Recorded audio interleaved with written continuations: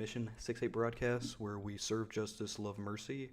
And walk humbly. Yes, we do. I am Brady Labe, and I'm joined today by my co-host Jackson Parnell. Say hi, Jackson. Hello, everybody. How are we all doing today, folks? It's currently October 30th. That's going to be on a Wednesday. We got a few things lined up for you today. First, we're going to be looking at a pretty interesting article from the Institute for Energy Economics and Financial Analysis, kind of doing a little analysis on the petrochemical industry in the United States and its GDP growth thus far and how it's changed. Specifically Louisiana, actually. What did I say? You said the United States. Oh, whoops. I meant Louisiana specifically. And then we are going to be looking over a paper, a little book that was published called Carbon Inequality Kills: Why Curbing the Excessive Emissions of an Elite Few Can Create a Sustainable Planet for All. We are going to be reading from the executive summary. There is a full paper if you want to look it up. Of course, first, like we normally do, we will be going over some MICA news and upcoming events. So the upcoming events are this Sunday, the 3rd. There is going to be a community giveaway at the Village Coffee House from 2 o'clock to 4 o'clock p.m. So that's like most of our grocery giveaways or community giveaways. We're going to have some goodies for everybody. Just a little recommendation, if you can, show up a little bit earlier, like within the range, like maybe come at 2 if possible. I know that not everyone can make it because last time we did run out, but I know we are supposed to be bringing more. But just if you can, I would make sure that you show up a little bit early. Then the same Thursday, the 7th, November 7th, there's going to be a Community Voices meeting at the Calcasieu Public Library in Sulphur.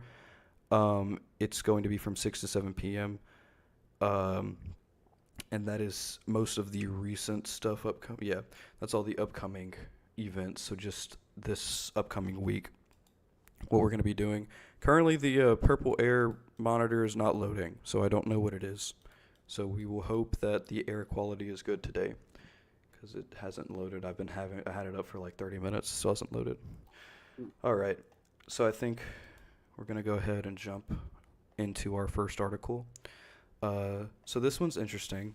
I mean, it's kind of interesting to talk. So it's specifically about the petrochemical industry is growing way slower than it used to. It's producing less jobs, fewer tax dollars and it's growing credit warnings. That's the title of the article, which is interesting because a lot of the times around here people talk about how prominent and powerful and how booming our petrochemical industry is and how much it's providing. So I think certainly it's an interesting title, certainly an interesting article to get into. So there are a few key takeaways. It seems that the facts are that the petrochemical industry is not growing as much as most people think it is, especially relative to the rate at which it was growing. How recently, within the beginning of the century and like towards a little bit of the end. So yeah, at the turn of the 21st century. So going from 1999 to 2000, Louisiana was one of the country's fastest growing economies. So we were 6th amongst all the states for the 5-year average GDP growth. But today, so 24 years later, we rank 49th out of the 50 states. So we are basically in last place for GDP growth. So it seems that economic growth has drastically slowed down. The one that had originally been fueled by the petrochemical industry. A few notes that they reported on, so a few more facts about the petrochemical industry and exactly how their growth is going forward. The oil and gas and petrochemical industry accounted for originally 33% of the state's GDP at the turn of the century, but today it's only 14%. So, and then again, we are also ranked 49th in population growth and 45th in median household income. So we are going, I mean, I guess we're going down, the petrochemical. It seems that actually a majority of the industry, or not industry, but the jobs that are actually like having some sort of growth around here are white collar jobs, it said, and service jobs. So any jobs in the service industry, and then of course white collar jobs. It looks like the petrochemical industry is not really providing a lot of um, job growth, or like in the market of jobs. It's not really stimulating anymore, which is very. I mean, this article kind of surprised me because I Mm-hmm. actually did think that I did think that it was uh like a really big backbone to the Louisiana economy, but apparently it's like dwindling. I think it's like especially people like us, being environmentally active and conscious about stuff like this. It's just it goes to show how pervasive these narratives about the importance of the petrochemical industry within the state specifically, like how pervasive these lies are when someone like us would not even be aware of things like this. It's just more fuel to the fire that this industry is strangle holding the state with dwindling power that it's not going to give up quietly. Yeah, no, and not by popular opinion either.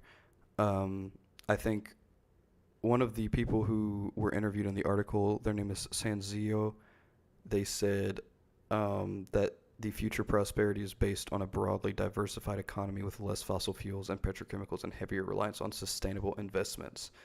Um, so essentially, just to note that, I mean, like what we've said before on the show, now there's just a little bit, I mean, there's even more evidence here for us to say is that Louisiana, we are very much in need of a diversification of our economy because the thing that previously supported it is not supporting it anymore. We have mentioned, I mean, we've mentioned this before on the topic of petrochemical plants causing horrible health issues, horrible environmental issues like Mm. climate change. So they already weren't sustainable, even if they were to produce the backbone of the economy, however you would say. But Yeah, now now it's it's not even even doing threatening that. to yeah, it's even threatening to harm the state economically Yeah, so it looks more so yeah than it has already. yeah. So it looks like we need to. It is almost essential to diversify. Not to mention, and the article does briefly mention that I do want to touch on really quick. The petrochemical facilities in Louisiana are heavily concentrated in African American communities.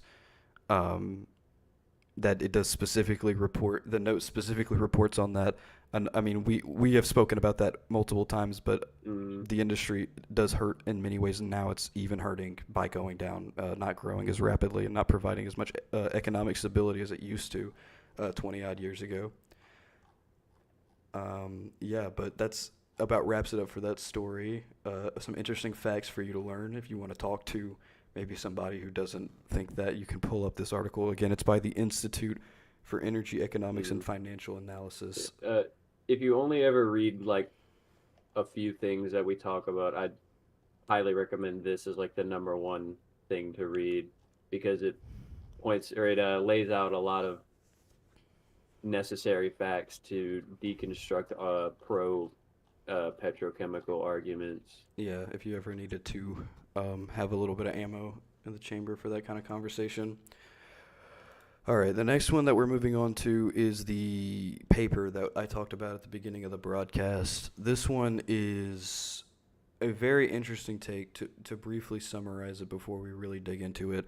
It essentially addresses the issue of carbon emission, but it puts it through the perspective of inequality, like class inequality, and focuses on shifting the attention to the abundant consumption and over pollution that is made up and executed by the working class, or not the working class, the 1%, the people who do own a majority of capital and wealth.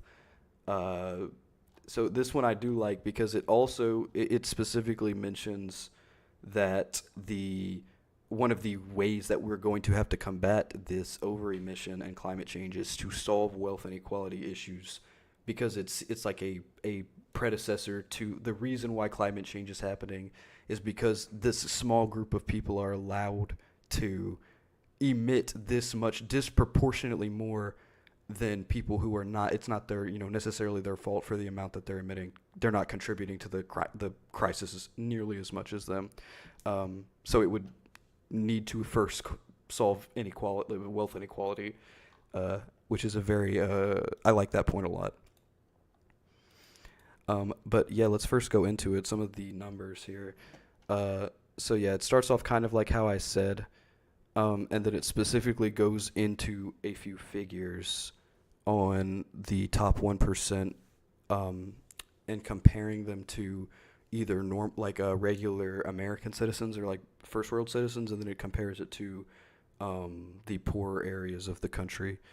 It says here that if everyone began emitting as much carbon as those in the top 1%, the remaining carbon budget would be gone in fewer than 5 months. And the carbon budget is the amount of carbon we're allowed to emit until there are irreversible damages to the climate.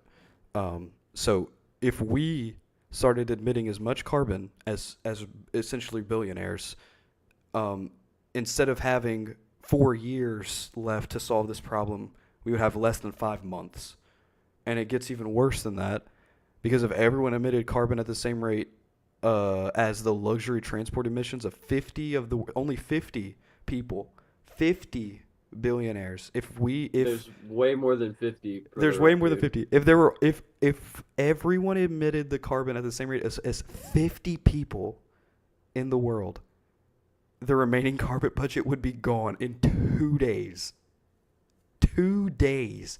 It would be climate disaster if we started living like 50 people on the planet. I don't know how else, like, that just really puts it into perspective. That is diabolical. It's just, it's like you said, it really just puts into perspective these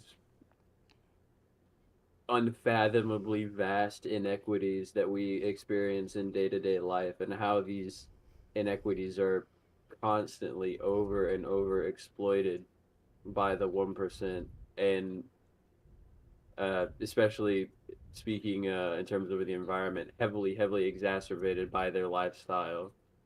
So it's like a self-perpetuating force that is only going to get exponentially worse.